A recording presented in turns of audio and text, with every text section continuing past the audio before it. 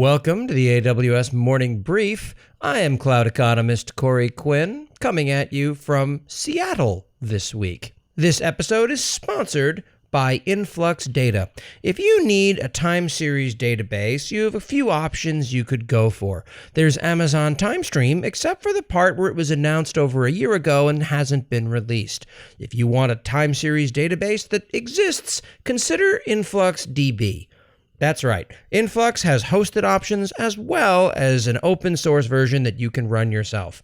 To learn more, visit influxdata.com, and my thanks to them for their sponsorship of this episode. Last week, many things happened in the wide world of AWS.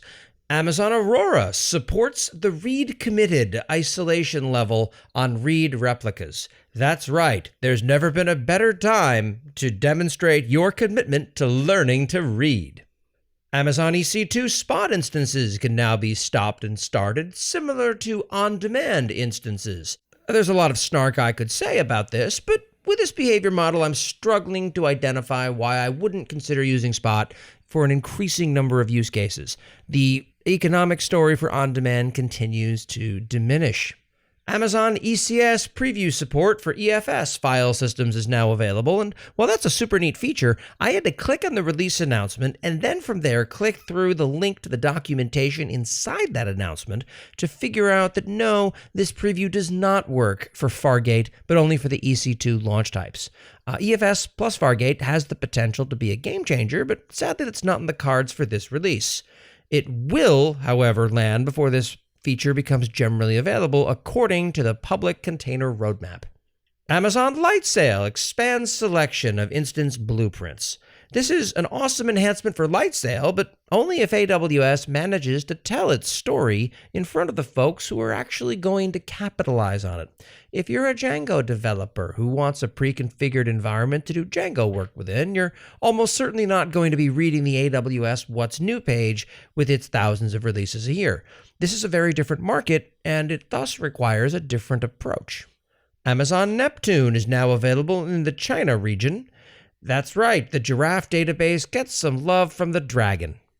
AWS Client VPN now supports port configuration. Huzzah!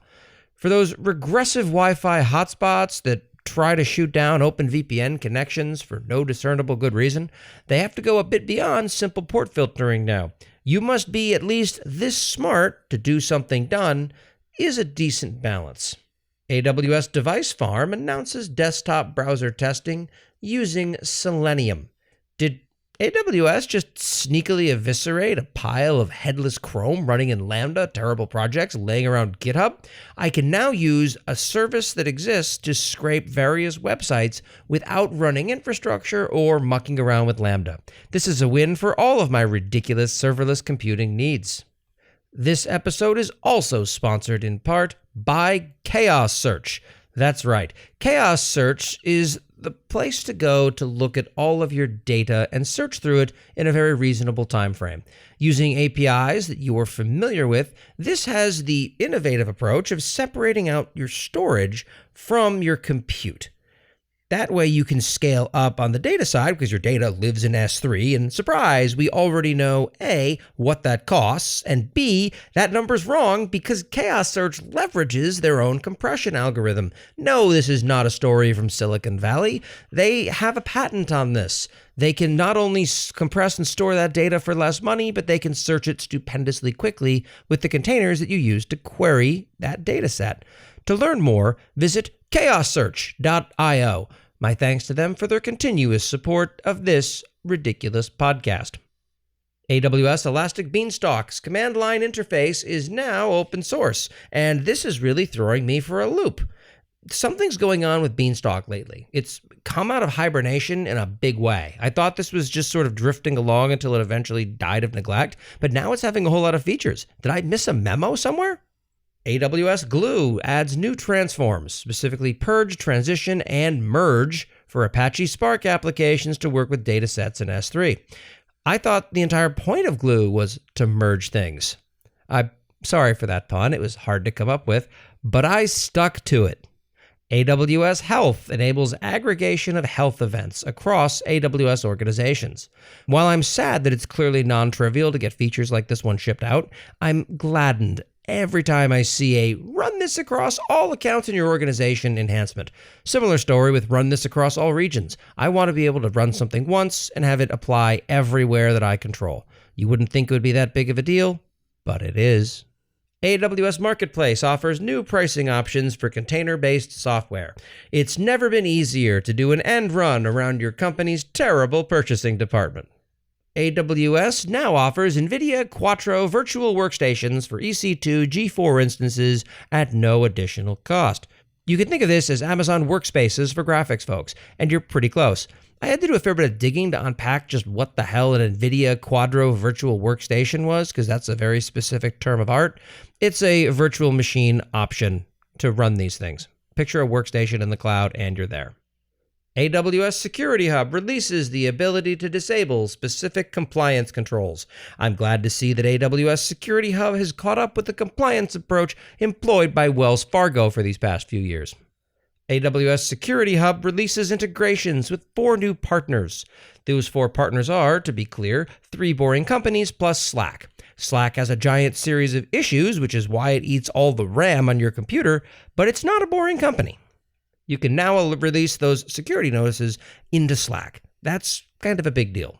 AWS Systems Manager now provides flexible reboot options for patching. This is incredibly valuable if your Systems Manager managed systems are running Apache web server. AWS Transit Gateway is now available in the Europe, Stockholm, AWS region. I normally don't highlight region enhancements, but there are enough people running things in the Stockholm region that this should cause some of you to sit up and take notice. If not, don't worry, it's still winter there, which means it's dark 20 hours a day. MP3 audio output now available with AWS Elemental Media Convert. The folks advocating angrily for Ogg Vorbis take to the pages of Slashdot to complain about MP3 support in these services. All 4 of those people agree that this is terrible. AWS Backup. EC2 instances, EFS single file restore, and cross-region backup are all now available. AWS Backup backs the hell up and does all the things we wish it did when it launched a year or so ago.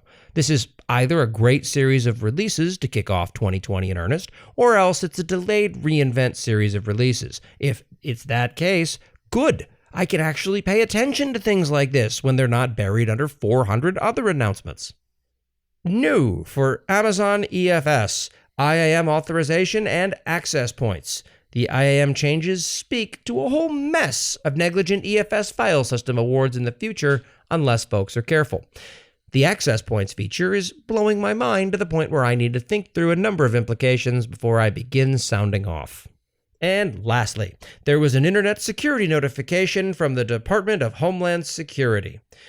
This led to a fascinating question for AWS, namely, how do we write about this advisory without mentioning the word Iran once? They managed to pull that off successfully despite writing well over 1,000 words talking about the advisory. Well done. And that's what happened last week in AWS. I'm cloud economist Corey Quinn coming at you from Seattle this week, and I'll talk to you soon. If you've enjoyed this podcast, please leave a 5-star review in Apple Podcasts. If you hated this podcast, please leave a 5-star review in Apple Podcasts, and then in the comments tell me exactly what my problem is.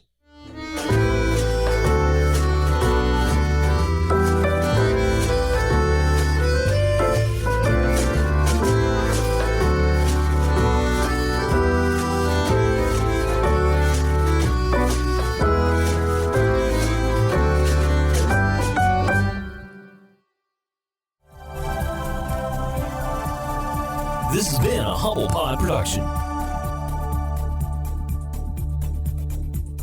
Stay humble.